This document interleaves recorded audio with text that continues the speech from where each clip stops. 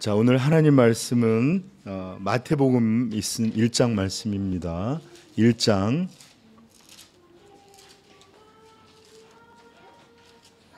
18절부터 23절까지 말씀이에요.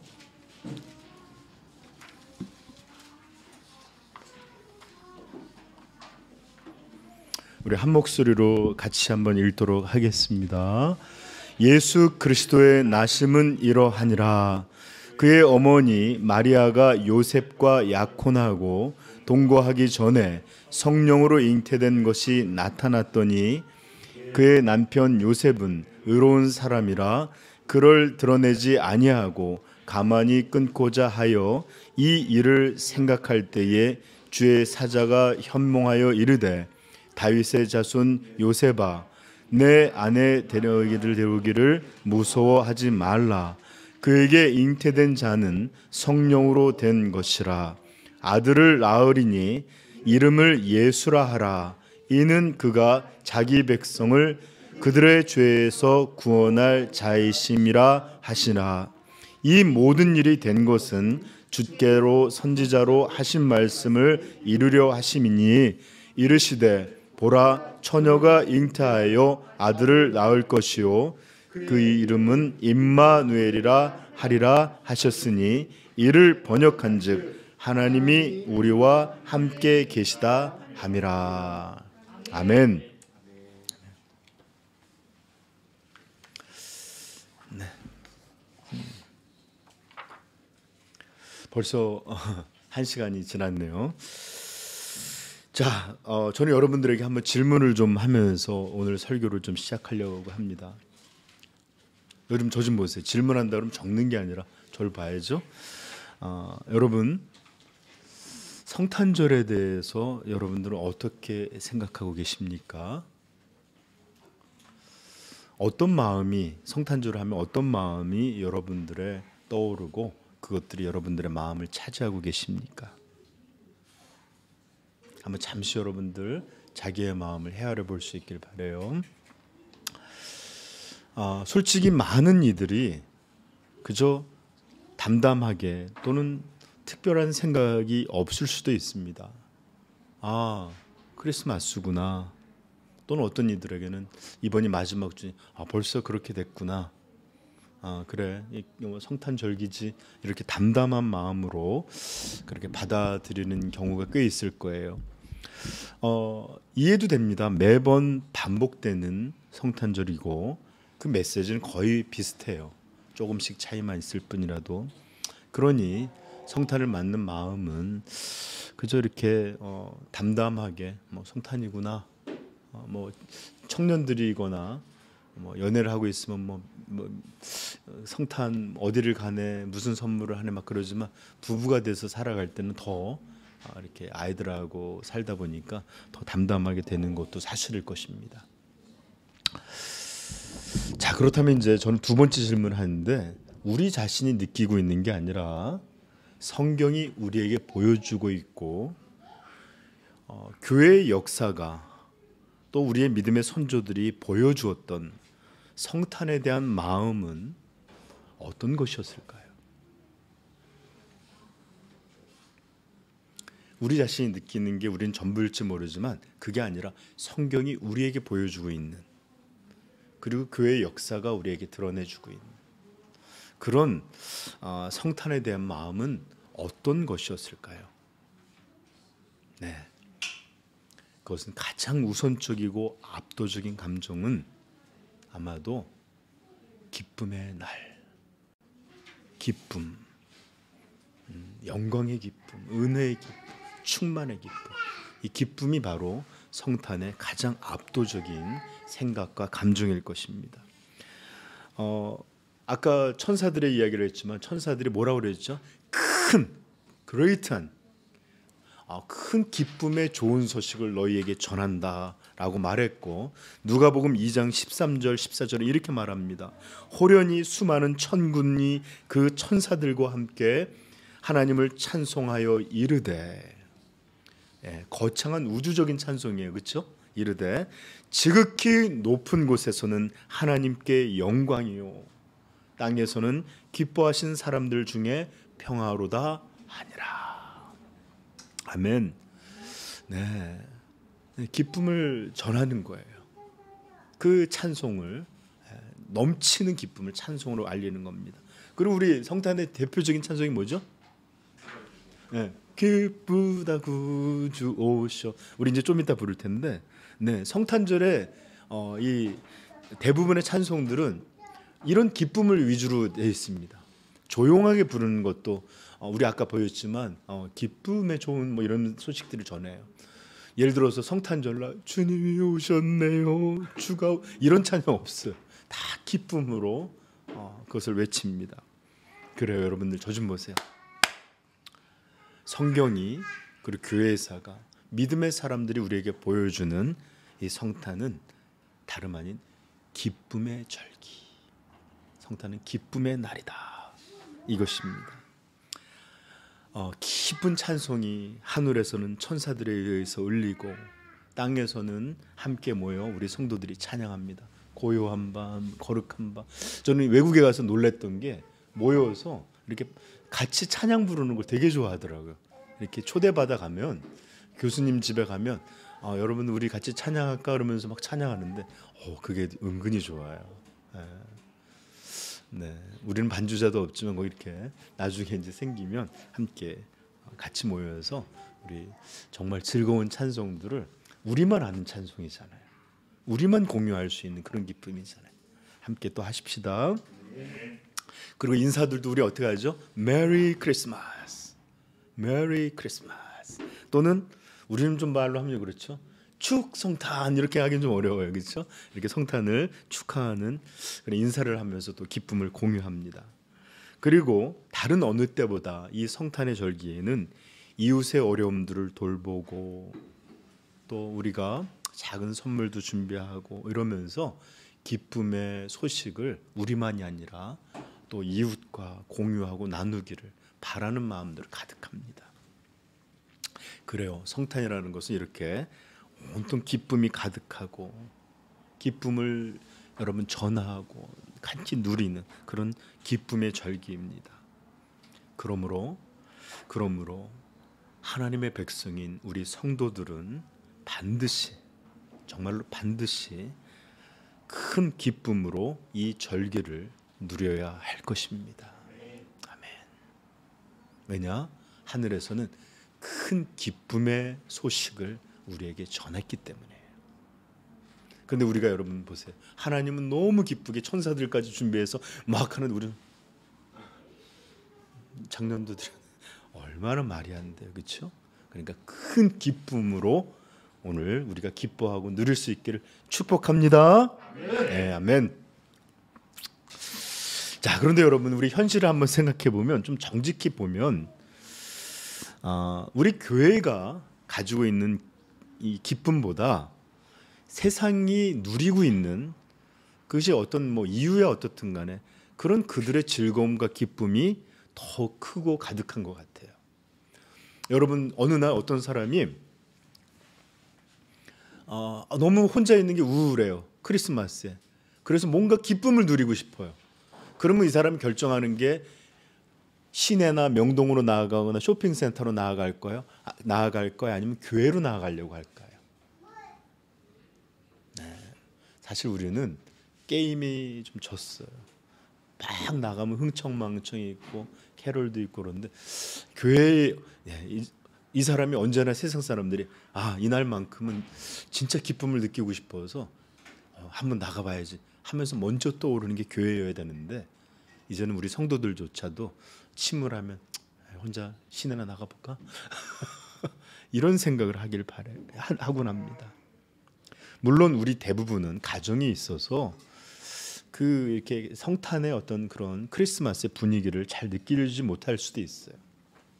그런데 시내에 나가 보면 막 화려한 장식들, 사람들의 막 분위기들, 쇼핑센터에 들려주는 막 소리들, 젊은이들이 모여서 막 이렇게 모여 다니는 것들, 연인들 이런 거 보면은 들뜨고 즐거움이 넘쳐 보이고 무언가 술렁술렁하는 분위기가 있는 것 같아요. 사방에서는 길거리에서는 캐롤이 들려오고 쇼윈도웨에서는 울긋불긋한 이런 장식들과 함께 반짝이는 조명들이 또 사람들의 마음을 이렇게 이끌면서 화려한 느낌을 줍니다. 제가 들었는데 시내에 나가서 그것만 찍어서 올리는 것도 요즘 인기래네요. 제가 며칠 전이었어요.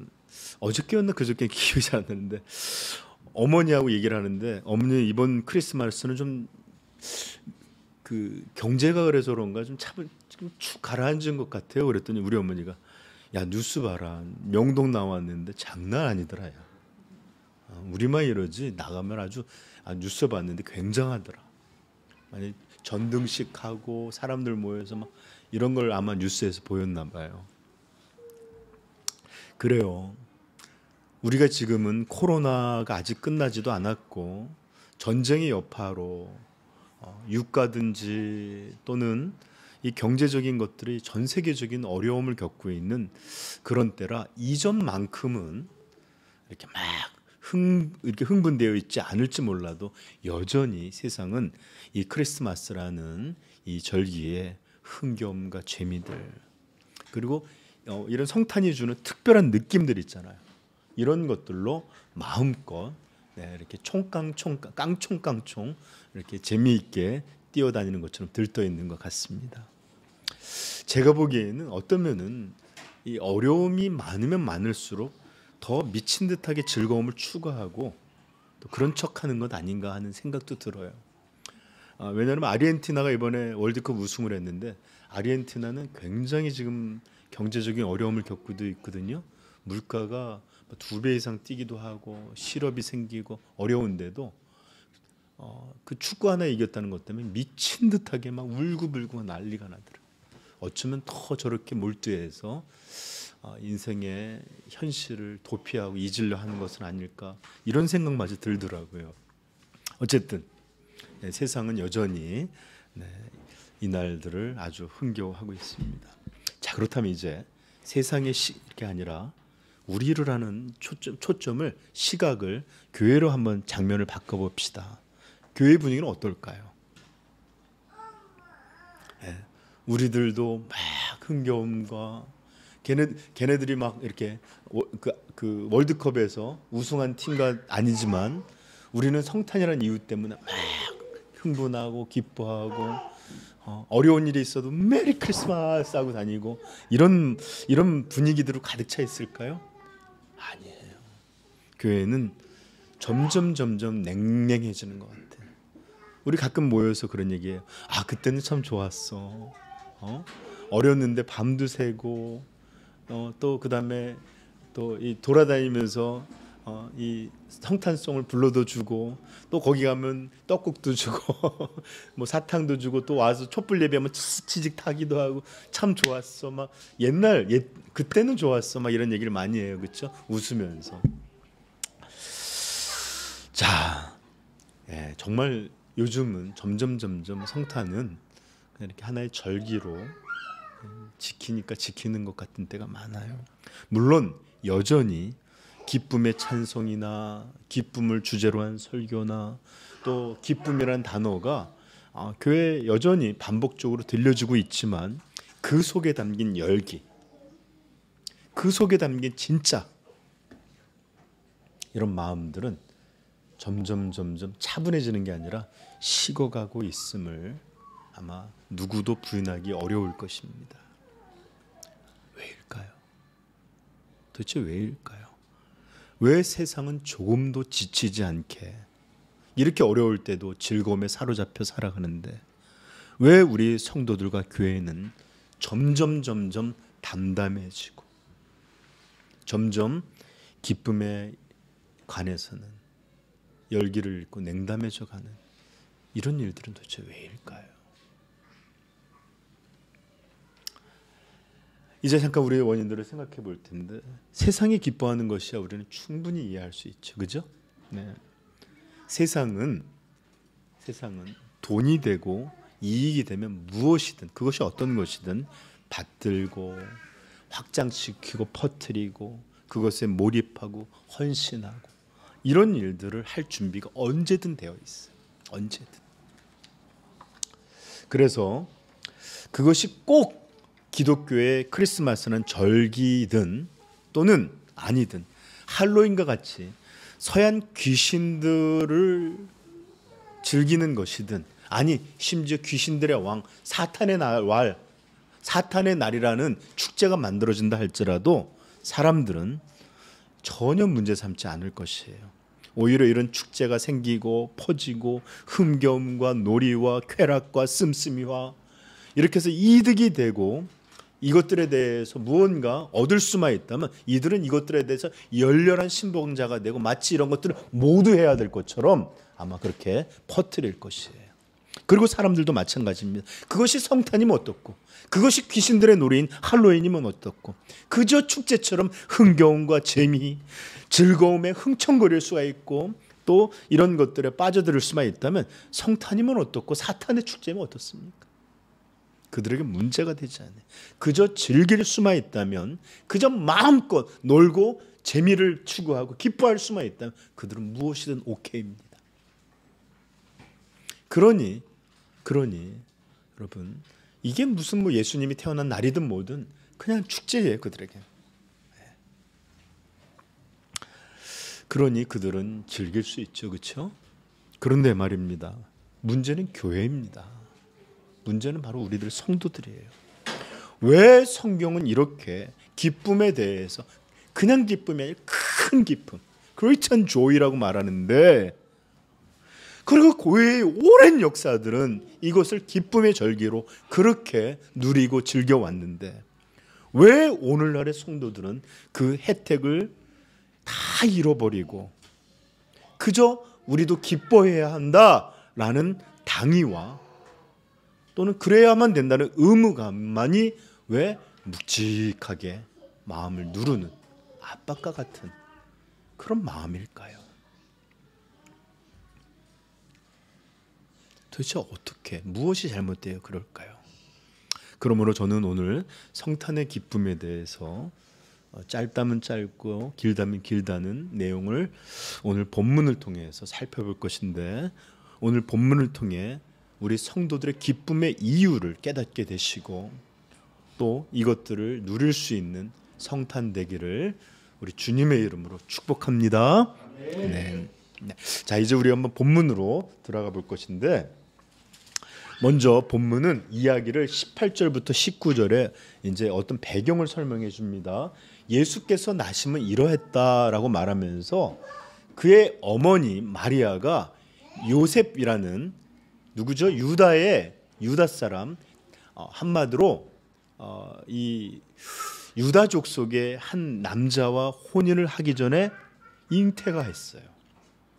근데 이 요셉은 이것이 성령에 의해서 하나님의 거룩한 역사에 의해서 이루어진 건지를 몰랐어요.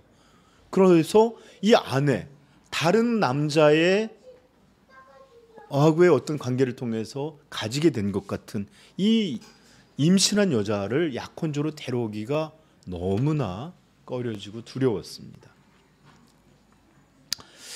그럴 때, 그렇지만 그는 의로운 사람이라, 여러분 보세요. 의로운 사람은 이런 거예요. 막 죄를 지적하고 까발리고 정죄하는 게 아니라 보십시오. 가만히 드러내지 않고자 해결하려고 했었어요. 제가 이거 사실 설교를 좀 길게 하려고 마음먹었어요. 오늘은 길게서 못하는데 짧게만 얘기하면, 저는 교인들이 더 무서울 때가 많아요. 왜냐하면 의롭다고 말하는 사람들은 막 서로 정죄할 때가 많아요. 세상 사람들은 의로움이 뭔지 모르기 때문에 웬만큼 받아줄 때가 있어요. 그죠? 여러분도 어떤 때는 그냥 세상에 막 사는 사람들이 편할 때가 있죠. 그 사람들은 그렇게 뭐 정죄하는 거 잘 모르잖아요, 그렇죠? 자기들도 그렇게 사니까. 근데 여러분, 의로움은 그런 것에서 있는 게 아니에요. 그죠? 우리 자신을 향해서는 하나님 앞에 지극하게 아주 최선을 다해 거룩함 앞에 서야 되지만, 타인을 향해서는 주께서 우리를 용납하신 것 같이 이런 너그러움과 용납함이 있는 것이 바로 우리 성도의 모습입니다. 자기도 의롭지 않으면서 남한테 꼭 의로움의 잣대를 갖다 대고 비난할 때가 우리 참 많아요. 죄가 많이 그래요. 그러면 여러분, 참된 의로움은 이런 것들을 무조건 용납하는 것에 있는 것이 아니라 분명히 보아요. 그럼에도 우리가 또 이런 것들을 용서하고 또 도구하고 또 주님이 우리를 받아준 것 같이 그런 넉넉한 마음으로 품을 수 있는 진짜 의로운 사람들이기를 축복합니다. 네. 자, 그럴 때 천사가 참 예수님이 태어난 가정은 아버지 요셉은 수명도 짧았다고 하고요, 가난하기도 했지만 예수님은 참 경건한 가정에서 태어난 것 같아요. 하나님이 그렇게 준비시키셨겠죠? 여러분, 이런 예수님의 가정과 같은 여러분 그런 꿈들이 있길 바라요. 부유하고 많은 것을 아이에게 먹이고 입히고 남겨줄 생각이 아니라 신앙 안에서 참됨이 보여지는 그런 주의 부모와 같은 가정을 우리 아내들에게도 남겨줄 수 있기를 예수님의 이름으로 축복합니다. 이건 잘 받으셔야 돼. 아멘. 자, 그럴 때 천사가 나타나서 무슨 말을 하냐? 무서워하지 말라. 무서워하지 말라. 다윗의 자손 요셉아, 내 아내 마리아를 데려오기를 무서워하지 말라.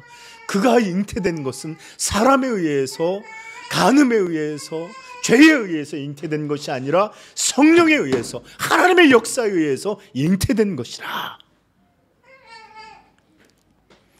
그에게 그 비밀을 들려주고 안심시키면서 또 천사는 이렇게 말합니다. 뭐라고요? 아들을 낳게 될 것이다. 그리고 그의 이름을 예수라 하라. 예수. 이 예수라는 이름이 무슨 뜻이 있을까요, 여러분? 네? 여호와는 구원이시다. 호세아든지 여호수아든지 다 비슷한 이름이에요. 이거를 이제 그릭 말로 바꾼 음역인데, 하나님이 우리의 구원이시다. 여호와는 구원이시다. 한마디로 구원이라는 이름을 갖고 있는 이름을 주십니다. 너무 어울리죠, 그렇죠? 스스로가 구원자이시잖아요, 그렇죠? 네. 남들은 다 그림자였다면 진짜 이름을 가질 분은 예수님이십니다. 아멘. 자, 이렇게 이 천사가 전함으로 이제 이 마리아를 자기의 집에 데려오고 또 아들을 낳는 일들을 하실 텐데, 그러자마자 이제 성경이 우리에게 설명하는 내용이 이제 바로 등장합니다. 22절, 23절. 이건 천사들의 말이라기보단 성경에 이 마태를 통해서 성령께서 계시한 말씀이죠. 한번 읽어볼까요? 시작. 이 모든 일이 된 것은 주께서 선지자로 하신 말씀을 이루려 하심이니, 이르시되 보라, 처녀가 잉태하여 아들을 낳을 것이요 그 이름은 임마누엘이라 하리라 하셨으니, 이를 번역한즉 하나님이 우리와 함께 계시다 함이라. 아멘. 천사들이 번역까지 하고 간 건 아니에요. 네. 자, 이제 이 아들이 누구인지에 대한 정체를 이제 이 성경은 우리에게 들려주고 있어요. 이 아들은 누굽니까? 임마누엘입니다. 임마누엘.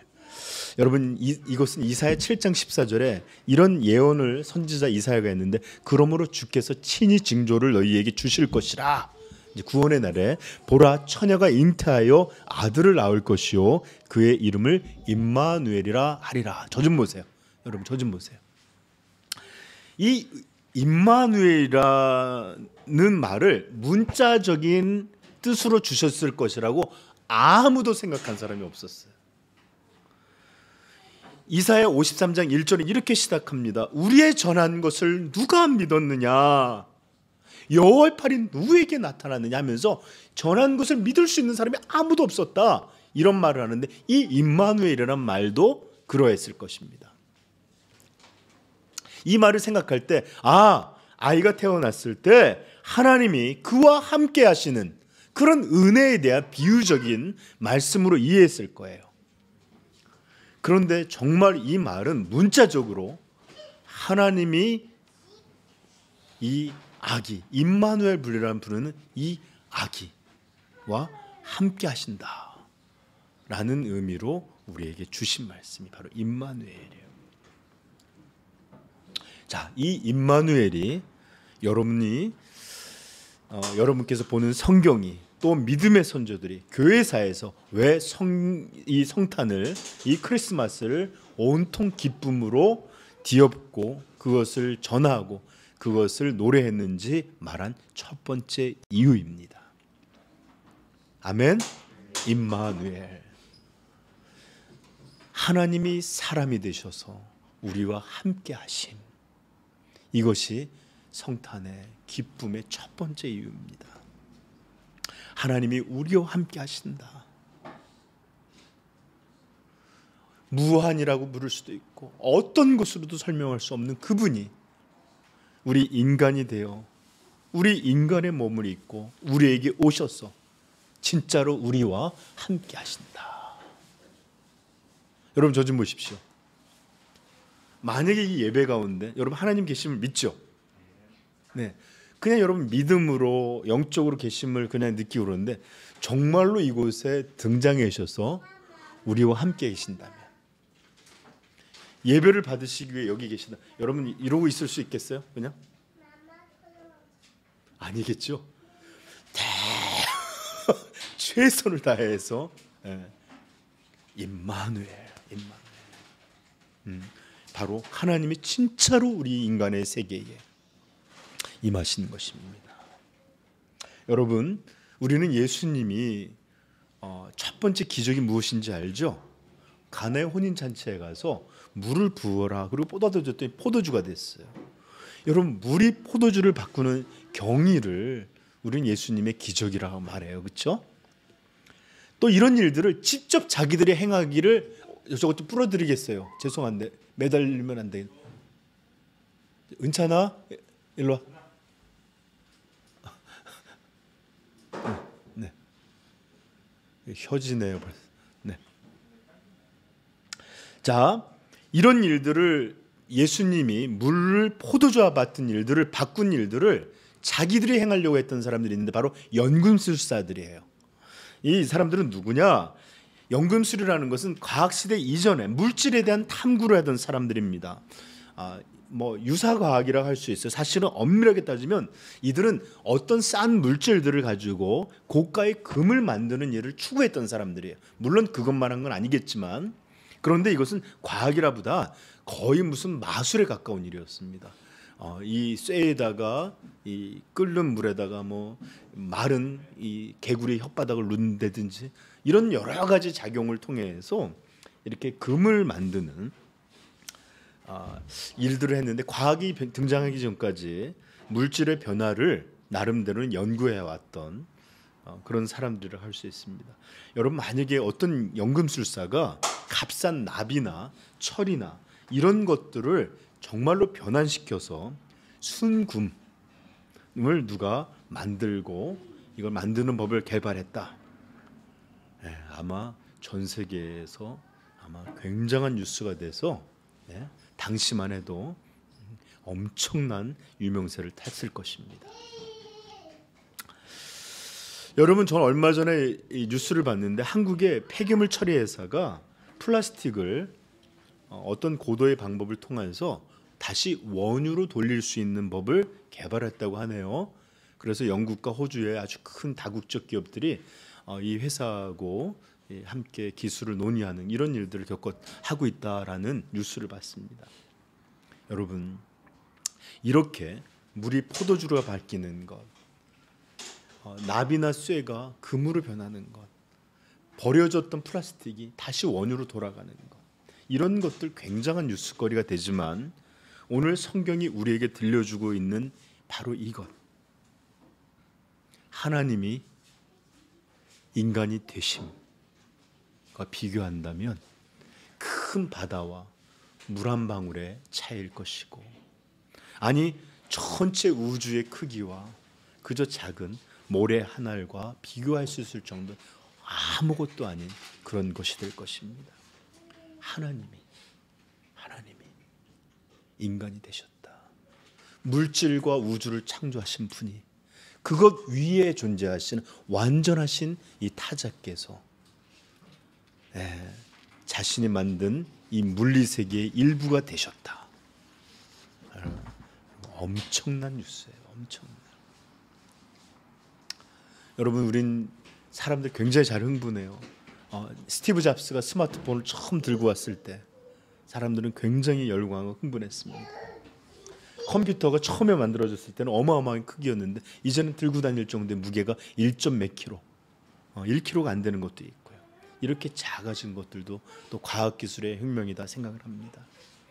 제가 처음에 이 하드디스크 같이 저장 장치를 만들어하는 거 봤는데 방 안 가득 크게 만들어졌는데 지금은 요만한 칩 하나가 그것보다 수백 배 수천 배 더 많은 것을 저장할 수 있습니다. 만약에 여러분 도서실에 있는 모든 책들과 인간의 지식을 요만한 손톱만한 하나의 크기에 담아낼 수 있는 그런 칩을 삼성이 개발했다? 막 난리가 날 거예요. 주가가 올라가네 어쩌네 하면서. 그런데 성경은 온 우주의 창조주가 사람으로, 그것도 왕이나 용사나 이런 것이 아니라 가장 연약하여 부모의 손길이 없으면 살아갈 수 없는 가장 어린 아이로 이 땅에 왔다는 것을 우리에게 들려주고 있습니다.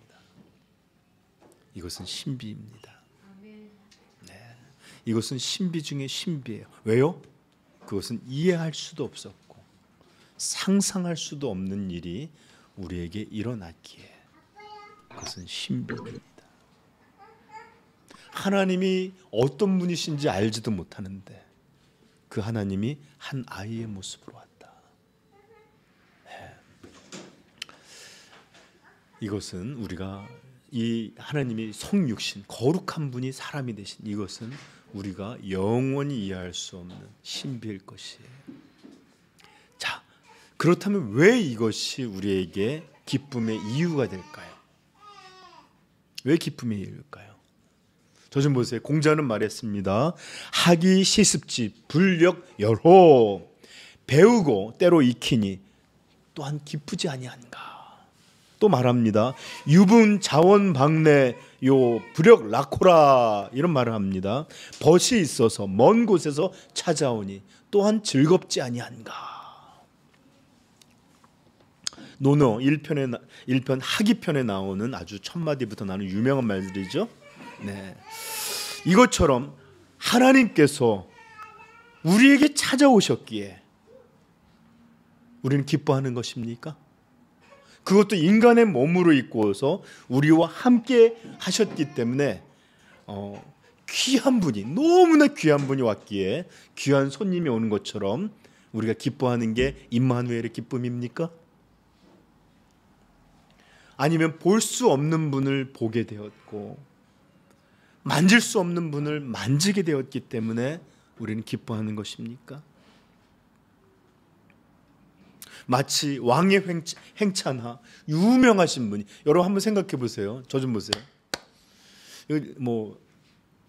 존 파이퍼나 아니면 좀 세계적인 목회자가 어느 날 우리 유튜브를 보고 이 교회 참 마음에 듭니다. 그리고 와서 오늘 방문해 주셨다고 생각해 봐요. 설교 듣겠어요? 그분들인데 다 관심이. 이렇게 귀한 분이 오셨기 때문에 막 기뻐하는 걸까요? 아니에요. 성육신, 하나님이 인간의 되심, 이것은 너무나 위대하고 신비적이고 놀라운 일이지만 이 신비 때문에 기뻐하는 것이 아닙니다. 그런 것이 아니에요. 우리가 이 임마누엘, 이것을 기뻐하는 진짜 이유는 그분이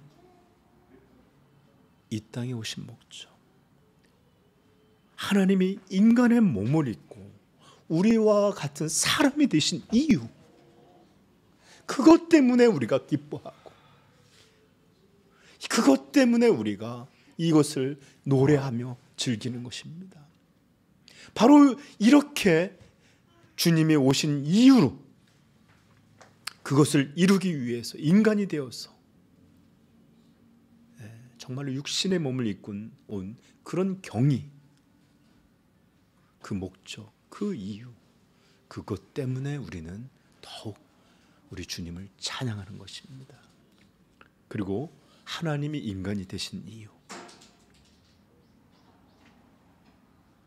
전능자가 어린 육체의 몸을 입고 이 땅에 태어나신 이유, 바로 그것은 오늘 성경이 우리에게 들려주는, 천사가 요셉에게 들려주었던 바로 그 말입니다.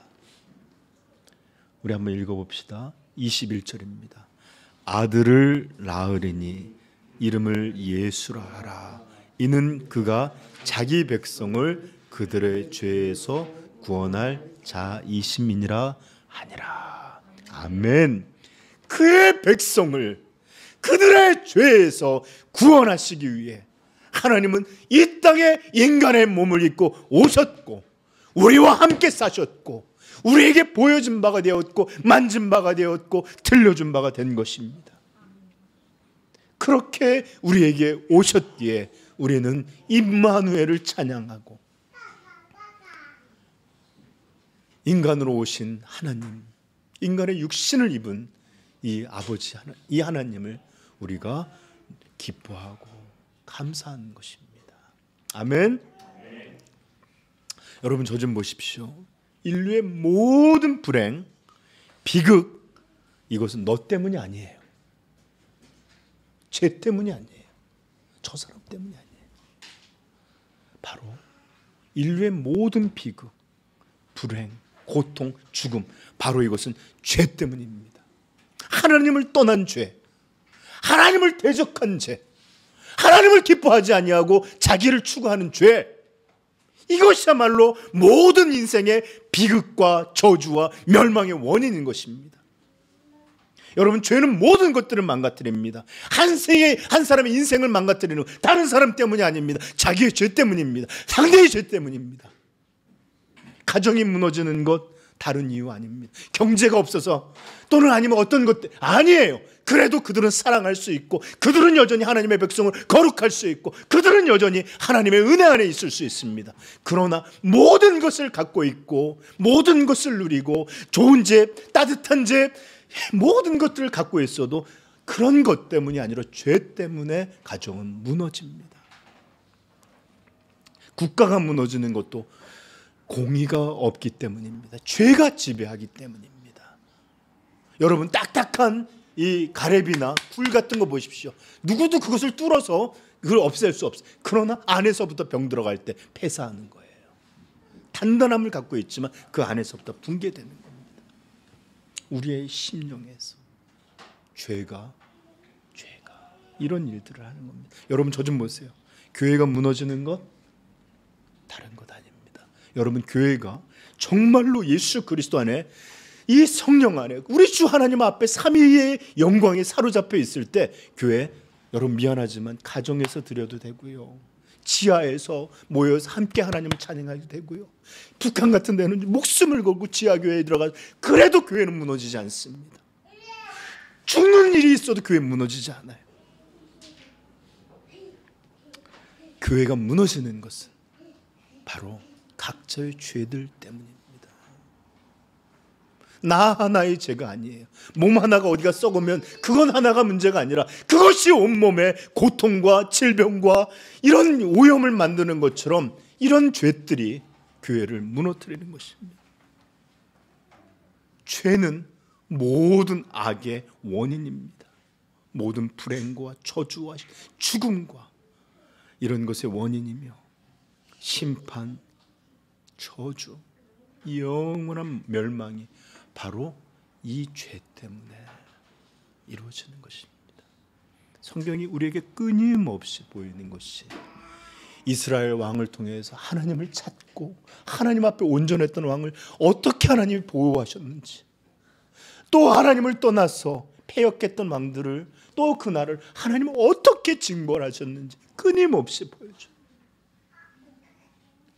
그러면서도 호세아를 통해 내가 너희를 어떻게 하리, 나의 긍휼이 불붙듯이 일어났으니 내가 너희를 어떻게 하리, 또다시 회복시, 이거 그들이 오라 그냥 하나님의 은혜의 이 사랑의 불꽃이 또다시 일어나서 그들을 모으시고 회복케 하시고 또 그런 일을 행하십니다. 포로된 자들을 오게 하셔요. 나라가, 인종이 다 무너질 거라고 생각했는데 2000년이 지나도 또다시 나라가 되게 하십니다. 그런데도 여전히 기회만 닿으면 또 우리는 하나님을 떠나서 자기 죄악을 먹고 마시는 이런 일들을 행합니다. 여러분, 바로 이것이 모든 인류에게 덮여 있었던 유일한 운명이었어요. 유일한 운명.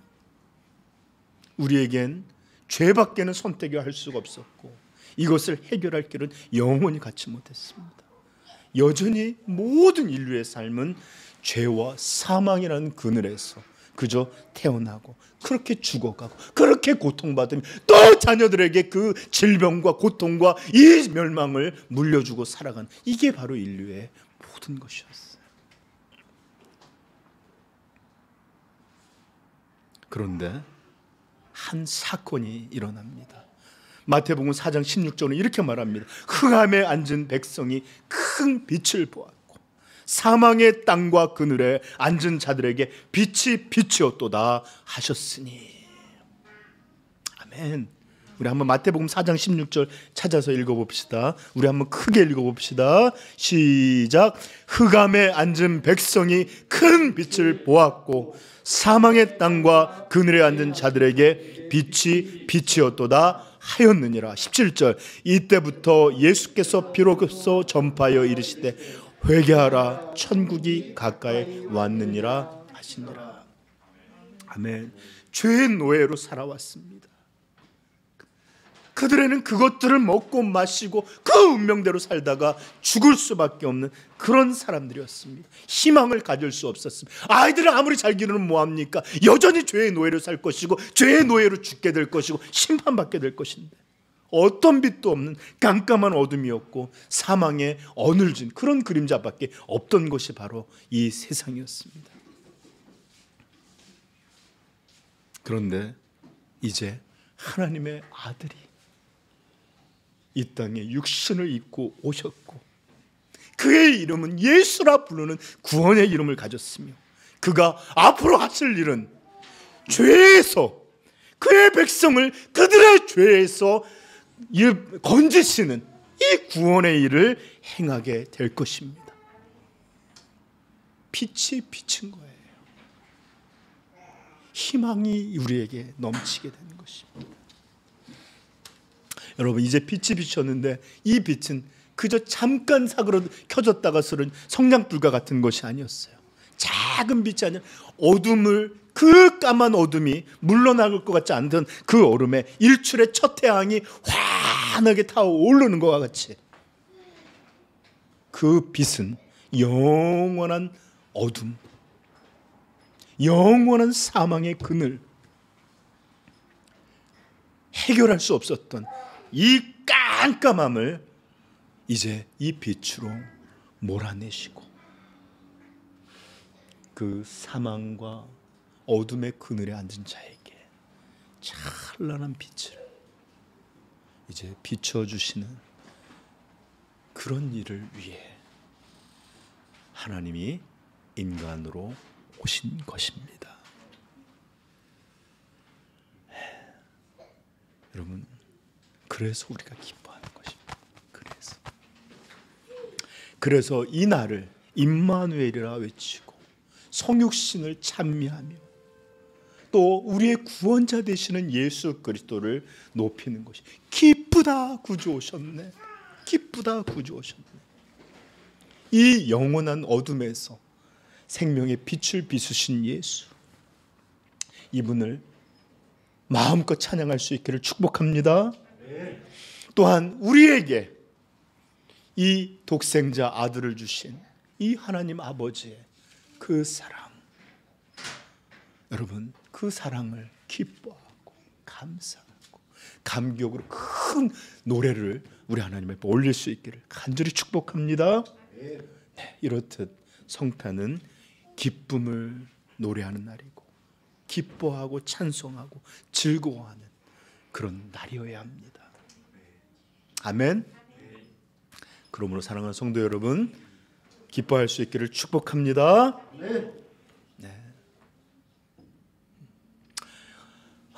이렇게 설교를 끝나면 얼마나 좋겠어요.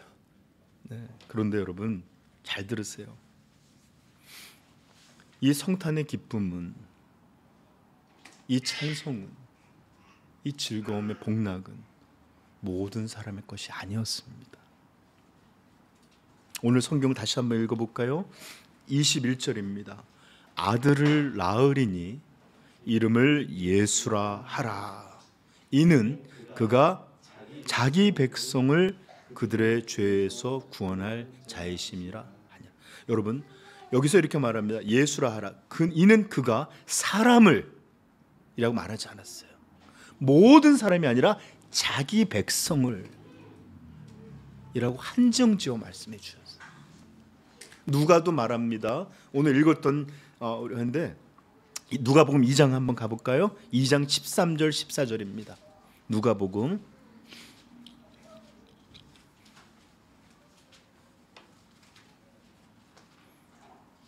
2장 13절 14절입니다. 같이 읽어보겠습니다. 호련히 수많은 천군이 그 천사들과 함께 하나님을 찬송하여 이르되 지극히 높은 곳에서는 하나님께 영광이요 땅에서는 하나님이 기뻐하신 사람들 중에 평화로다 하니라. 아멘. 모든 사람이 아닙니다. 하나님이 기뻐하신 사람들, 기뻐하심을 입은 사람들 중에 평화합니다.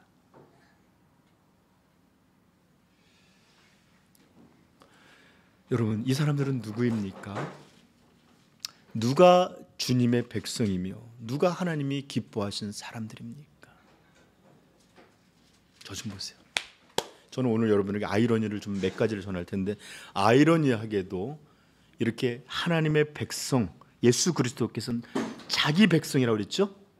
이 백성, 이 사람들, 하나님의 기뻐하심을 입은 사람들, 이 사람들은 아이러니하게도 이 땅에서 고통받는 사람들입니다. 고통받는 사람들.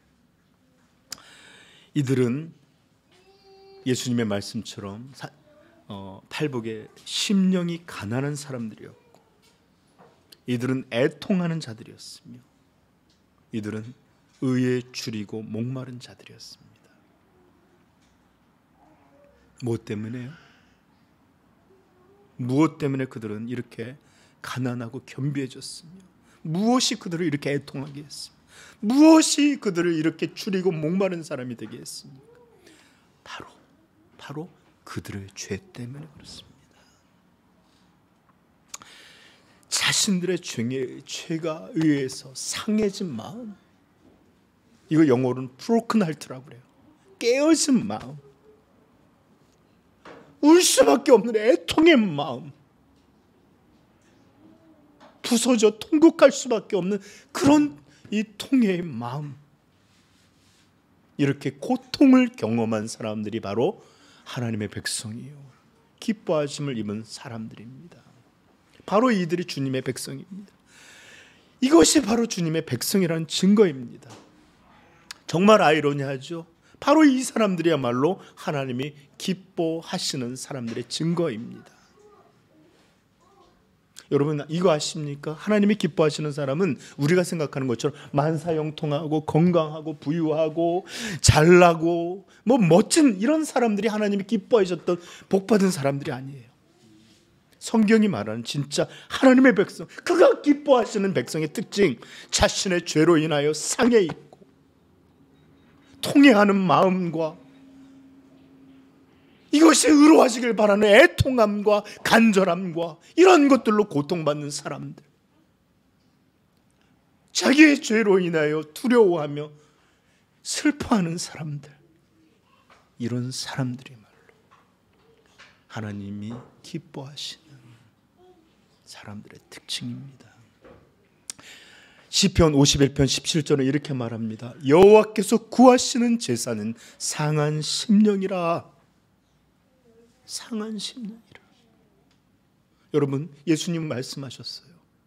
자기를 의롭게 알고 하나님 감사합니다, 나는 11조와 금식을 하고 나는 저들과 같지 않음을 이런 바리새인이 아니라 멀리 있어서 감히 고개를 들지 못하고 애통해하던 그 세리가 옳다함을 받고 내려갔느니라.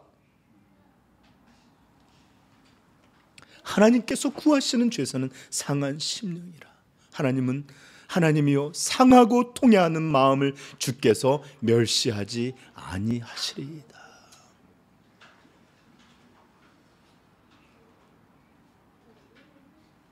저는 어떤 때는 좀 위험한 말이지만 자기가 죄가 없다고 생각하는 사람보다 분명한 죄가 있어서 주님 앞에 애통하고 무릎 꿇을 줄 아는 그런 죄인이 더 이뻐 보여요.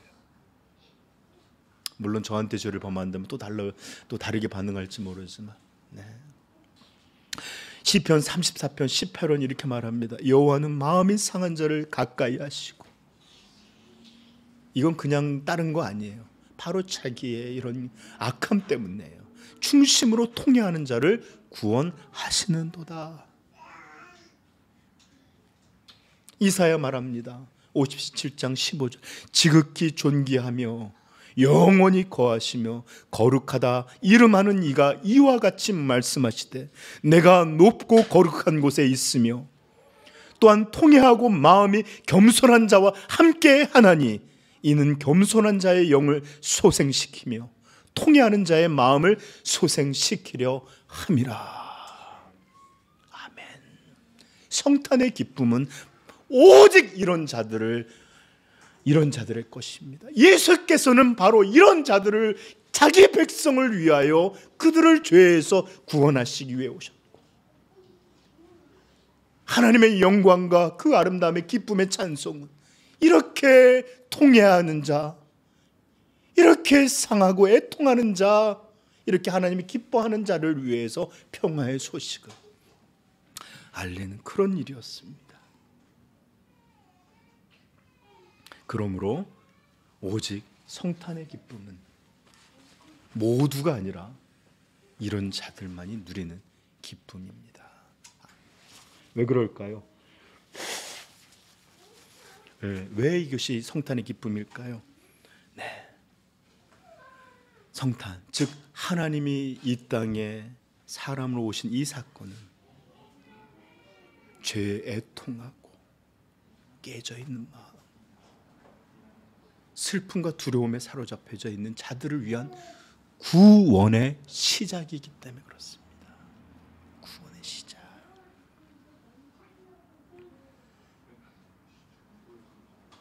상하고 애통하는 심령, 통회하는 심령을 위해 하나님은 인간의 몸을 입고 이 땅에 오신 것이기 때문에 이런 자들만이 기뻐합니다. 여러분 저 좀 보세요. 우리가 코로나로 막 힘들어하고 어디도 못 나가고 아이들 걱정하고 그럴 때 다 걸린 게 아니에요. 소수가 걸렸을 뿐인데도 불구하고 백신이 왔다니까 이제 예배도 드릴 수 있겠다, 우리 모일 수 있겠다 기뻐했죠. 그런데 이런 것이 아니라 정말로 모든 것이 사망을 할 수밖에 없는 엄청난 질병들 가운데 내가 죽어가고 내 자녀가 모든 게 죽어가고 있을 때 이 질병을, 죄의 질병을 치유하는 진짜 이 복음의 이 약, 예수의 살과 피, 이것이 이 땅에 주어진 날입니다. 그러니 어찌 아니 기뻐할 수가 있겠어요? 어찌 주님이 오셨다는 것을 그들이 노래하지 않을 수 있겠습니까? 그래서 노래하는 겁니다. 기쁘다 구주 오셨네, 기쁘다 구원 오셨네, 기쁘다 생명 오셨네, 기쁘다 용서 오셨네. 바로 이 날은 구원의 시작에 이 애통하는 자, 상한 마음의 사람들, 통회하는 자들에게 구원의 시작에 하나님께서 주신 날이기 때문에 기뻐하는 겁니다. 어둠 속에 빛을 본 사람들이에요. 여러분, 인간은, 여러분 다들 아이들 태어나 보셨지만 엄마들 있지만 생명이 나아지기 전에 그냥 평생이라는 게 아니라 해산하는 고통을 겪죠. 제가 우리 한번 그 조사 이렇게 아이들 하는데 가봤는데 눈이 다 터지고 너무너무 고통스럽게 해산을 합니다. 한두 시간이 아니라 막 10시간, 어떤 사람은 하루 종일 그렇게 고통을 받으면서 해산을 해요. 그러고 나서야 생명이라는 기쁨을 얻어요. 그렇죠? 여러분, 이것은 영적으로도 동일합니다. 성도도 진정한 생명이라는 기쁨을 얻기 전 먼저 하나님은 상하고 통회하고 애통하는 심령을 그의 심령 안에서 겪게 하세요. 회개하라, 천국이 가까웠느니라. 회개는 이렇게 해산하는 것 같은 고통이 마음에 있는 사람들을 향해, 그런 사람들이 하나님 앞에 간구하는 기도가 바로 회개입니다. 바로 이런 것이 영적인 생명이 탄생하는, 바로 이런 것이 자기의 극악한 죄에서 참된 구원으로 임하는 오직 유일한 말씀, 이것입니다. 아기가 태어나는 것은 수술을 받을 수도 있고 마취를 할 수도 있지만, 이 참된 영혼이 구원받고 생명이 얻어가진 이 방식은 언제나 먼저 상한 심령, 애통하는 자의 마음, 겸비해짐, 두려움, 슬픔, 이런 죄에 대한 탄식, 이런 해산의 고통이 먼저 있고 난 후에 그때서야 우리에게 주어지는 것입니다. 그리고 이런 사람만이 참된 성탄의 비밀, 기쁨을 알게 되는 것입니다. 그래서 말하는 겁니다. 모든 사람이 기쁨 아니다. 이런 사람만이 누리는 진짜 기쁨입니다. 이런 사람들은 세상이 갖고 있는 광란의 쾌락과 같은 그런 즐거움과 재미, 이런 것이 아니라 참된 은혜 안에 있는, 이 복음 안에 있는 이 기쁨을 소리 없이 감동과 감격으로 기뻐하는 것이, 매번 2000년이 넘게 성탄은 반복했지만 여전히 그 복음의 놀라운 의미는 우리 안에 경험돼서 오늘 기뻐하고 내년에도 기뻐할 것입니다. 우리의 호흡이 살아있는 모든 날, 그리고 저 천국에 이른 모든 날 동안 하나님이 인간이 되어 우리를 우리의 죄에서 구원하시고 용서하시고 생명 주시기 위해 아들이 온 이 날, 우리는 영원토록 기뻐하게 될 것입니다. 이런 기쁨의 비밀이 영원히 우리의 것 되시기를 다시 한번 축복합니다. 여러분, 예수님은 요한복음 8장 32절에 놀라운 말씀을 우리에게 들려주셨어요. 진리를 알지니 진리가 너희를 자유롭게 하리라. 얼마나 귀한 말씀이세요, 그렇죠? 여기서 진리란 어떤 사실이라기보단 예수님 자신을 가리키는 것입니다. 내가 나를 알지니 내가 너희를 자유롭게 하리라. 왜냐하면 말씀이시고 진리이신 분이, 내가 길이요 진리라고 하신 그분의 말씀이세요. 그랬더니 유대인들이 뭐라고 말하죠? 33절에 그들은 이렇게 대답합니다. 그들이 대답하되 우리가 아브라함의 자손이라 남의 종된 적이 없거늘 어찌하여 우리가 자유롭게 되리라 하느냐. 예수님이 내가 너희를 자유롭게 하리라 했더니 우리가 종된 적이 없는데 무슨 자유? 얼마나 무섭고 어리석은 말입니까? 그랬더니 예수님이 또 다시 되풀이해서 그들에게 대답하십니다. 예수께서 대답하시되 진실로 진실로 너희에게 이르노니 죄를 범하는 자마다 죄의 종이라.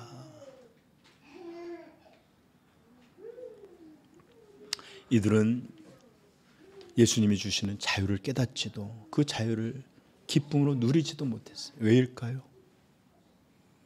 자신들이 죄의 종이라는 사실을 알지 못했기 때문입니다.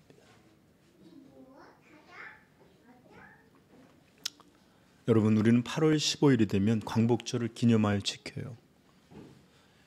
각계 인사들이 모여서 이런 독립기념관 이런 데서 또 행사도 합니다.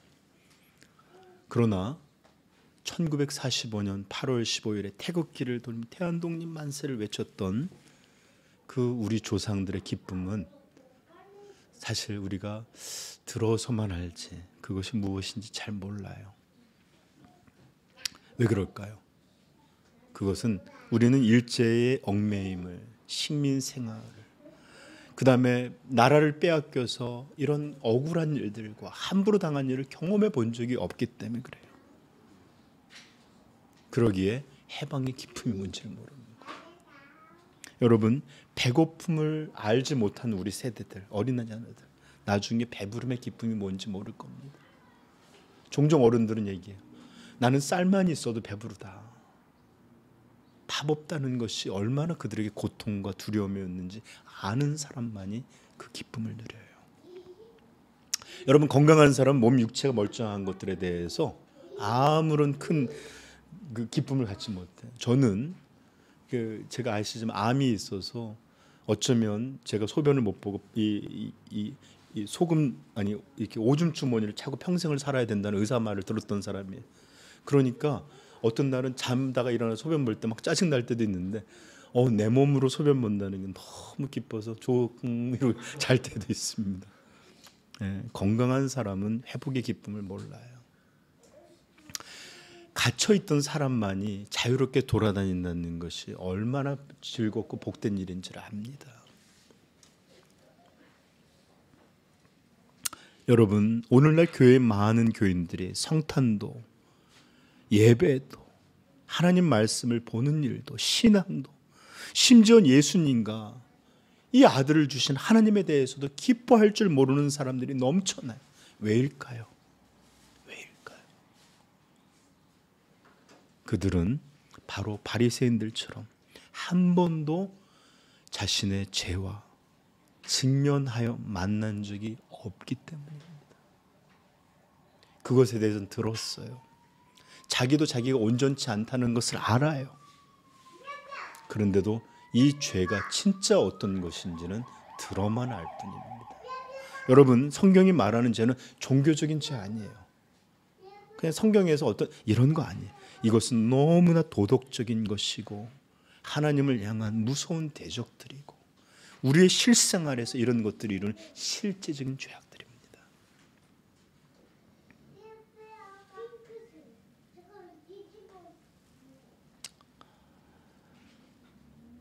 이들은 이 기쁨을 못 누리는 사람들은 자신들을 상하게 하고 자신들을 두렵게 하고 부서진 마음과 같은 애통함과 슬픔, 이런 것들을 느끼게 하는 죄의 두려움, 이 처참함을 전혀 알지 못해요.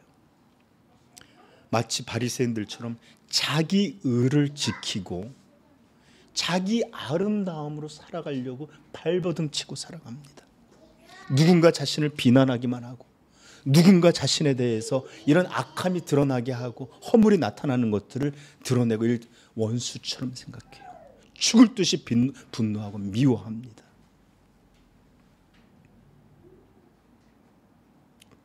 그저 자기를 이렇게 허물지게 하는 이런 것들이 그저 나오면 원수가 없어요. 죽을 듯이 미워합니다. 자기 아름다움으로 살아가요. 이것을 지키려고 발버둥.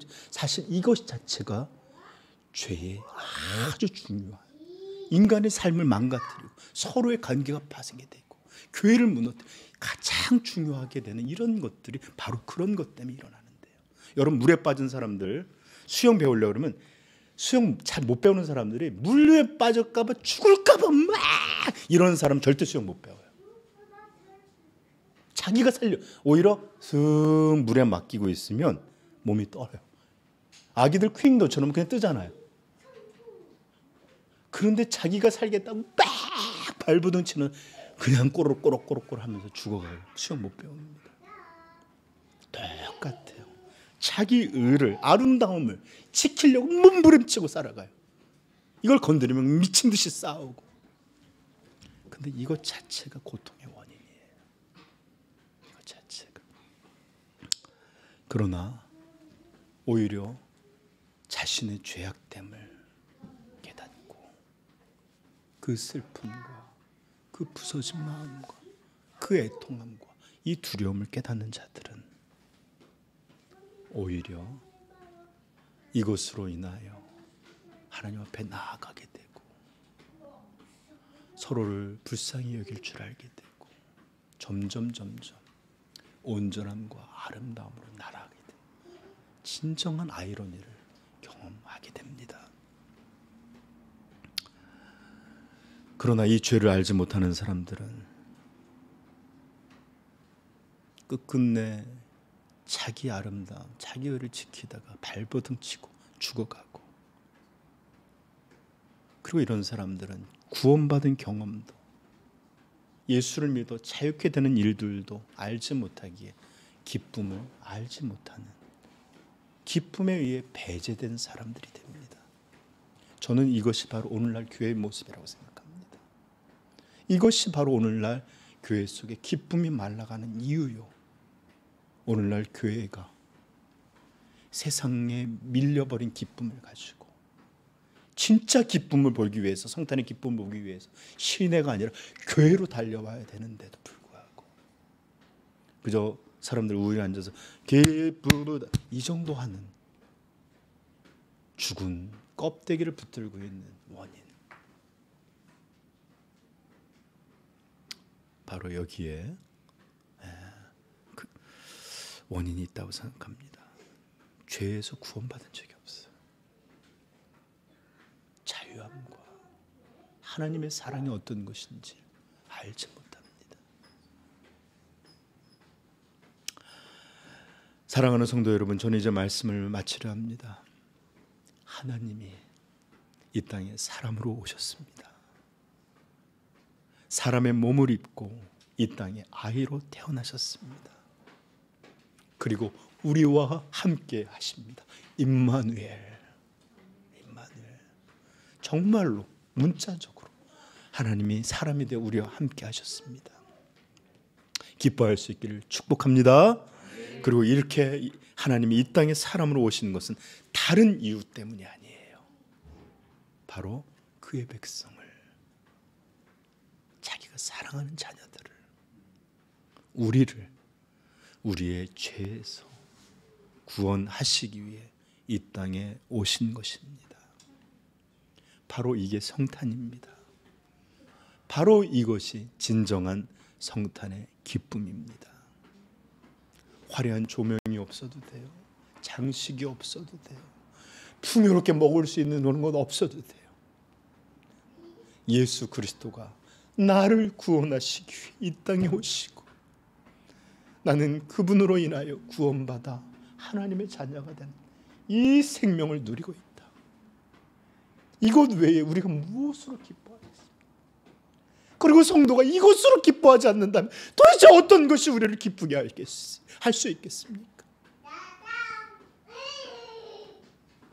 성탄의 진정한 기쁨